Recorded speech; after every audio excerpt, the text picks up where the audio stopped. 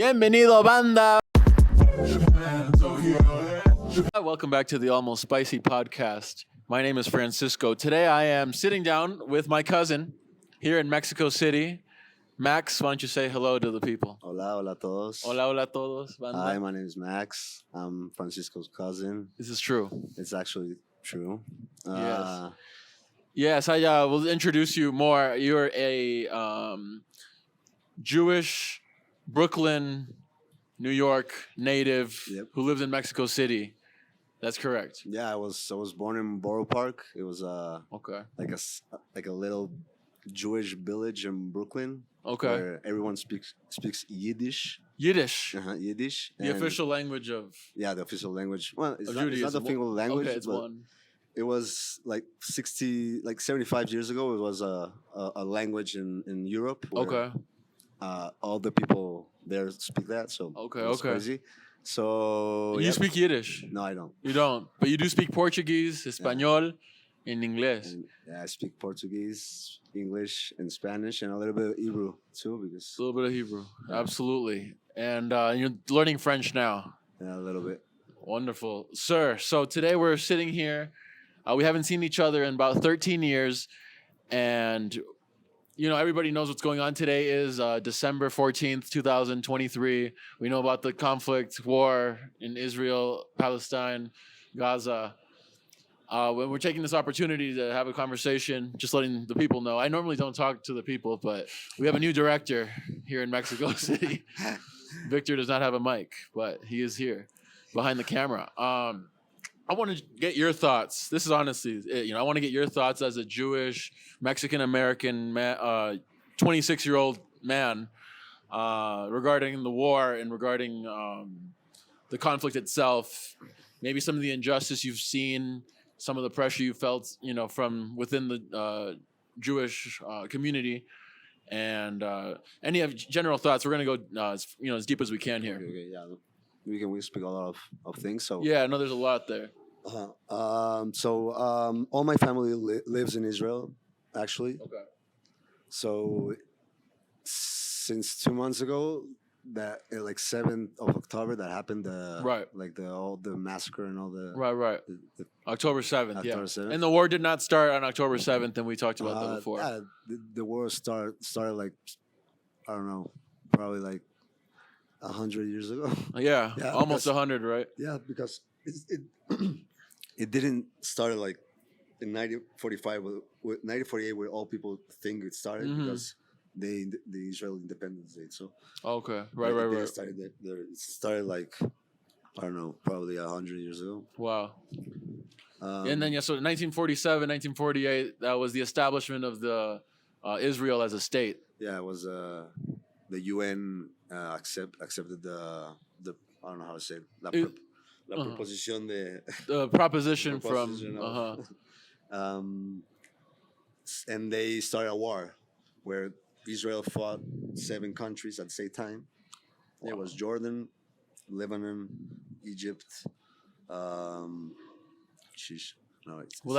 that was at that time? Yeah, it was at that time. Absolutely. And the crazy thing about that is that the Palestinian people, the same day that is the Independence Day of Israel, they call it Nakba. Nakba for the Palestinian people was the day that they got displaced.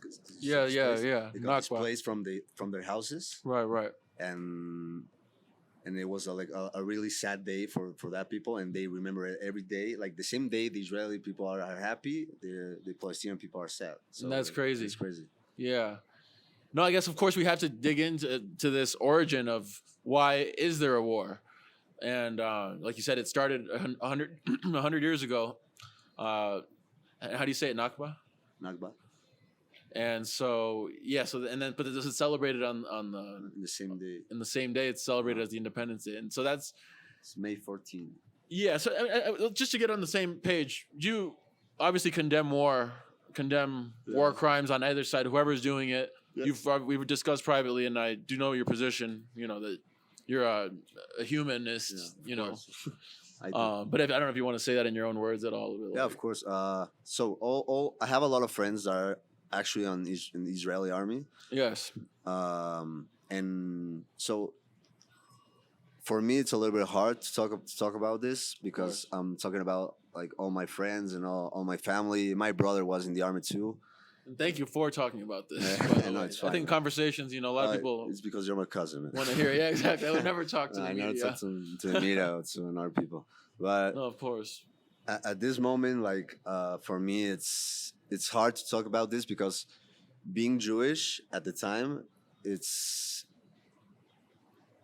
special because there's a lot of people that think about Jewish people are doing the right thing, like the Israeli army are doing the right thing, and the Israeli government are doing the right thing. But for me, like, and for a lot of people that I know, and they're Jewish too, they think that it's like it's wrong. It's really really wrong, and there's a lot of people dying every day, and there's a lot of children's and people like really old people too. It's really sad because a lot of people that on my community they try to hide like that things and and they try to put first all the thing that happened on the October 7th, no? Right.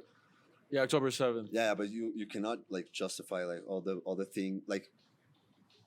Of course, you will be mad like for what happened at that time. Right. Like all the communities, like all the Jewish communities around the world they're mad of what happened, but they don't see like the I don't know how to say it, but el trasfondo, like I don't know. Just like the other side.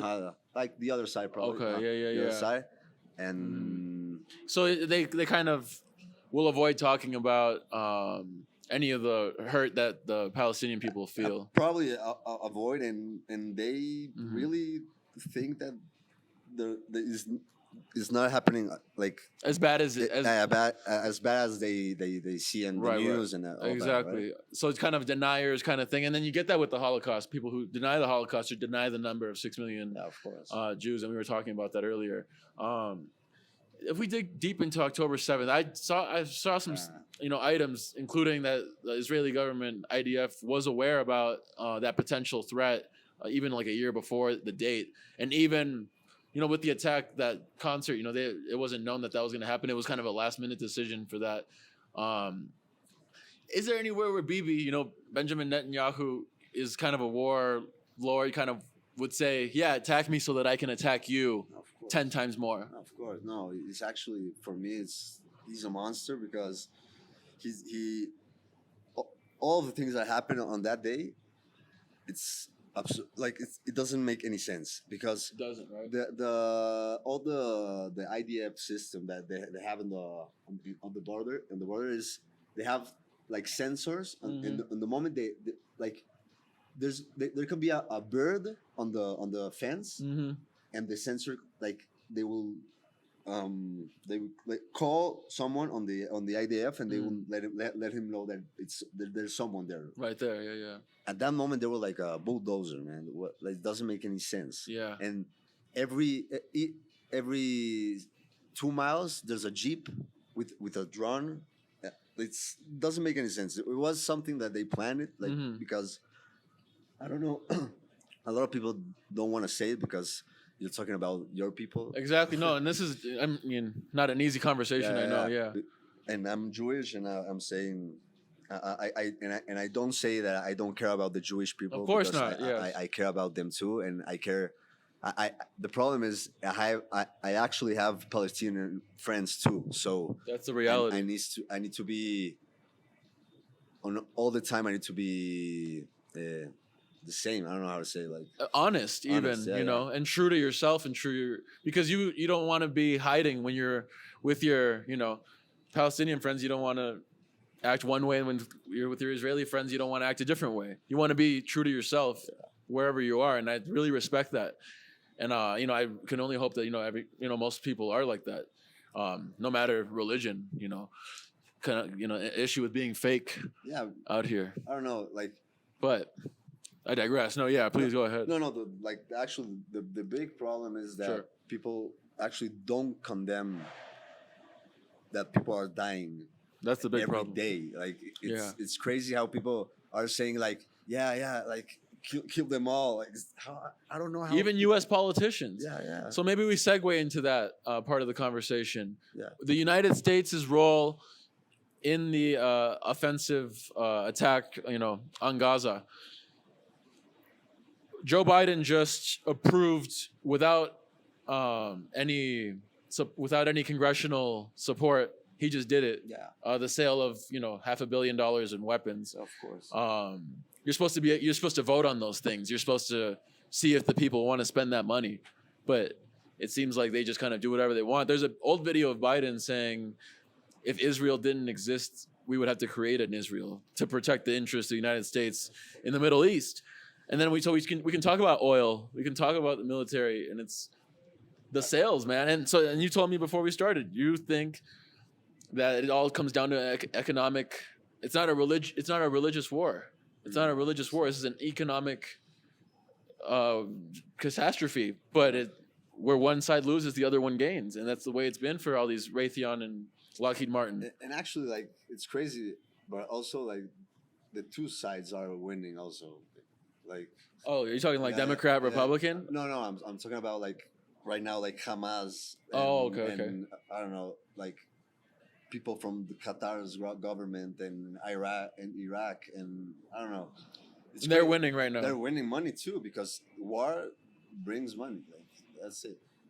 And the U.S. are trying to, I don't know, to convert all the good things that they are saying that they're doing, but they actually are not good things because. Like sending aid and sending food and all the thing and water and all, yeah, of course it helps, but you are the one who are doing that, man. Yeah, like, it's crazy how people that's insane. They don't see it like that, and that's crazy. I was just hearing a breakdown about the current political system, and it's the same party. There's no it's the same right or left. It's all the same now. The party of money, and so it's like, how do you send? And then the missiles say United States, and it's kind of disgusting. So, I mean, I guess we're here to say that peace and love, and we have to make sure everybody's aware about the atrocities that are happening. We're over 20,000 people killed on both sides. Yeah, on both sides. Even higher if we're talking both sides, probably 25 now. Yeah. And it's just disgusting what we're seeing. Yeah. Well, I want to say thanks to my cousin here for opening the space for me to talk about this, and I just want to say too that don't be afraid of talking about the things that you think, and just because like I'm Jewish, I'm not gonna support something that it's not right like this, and that's it. I think that's a beautiful point, man. And having conversations is important because I could hide and not want to talk about anything or ask you, even as family. Yeah, so thanks for the opportunity, man. I we hope for a ceasefire ASAP, and maybe we'll sit down and talk again, sir. we hope. Almost Spicy Podcast with Max G, Mexico City, Victor on the camera. Thank you very much, and have a great rest of your night. Sorry.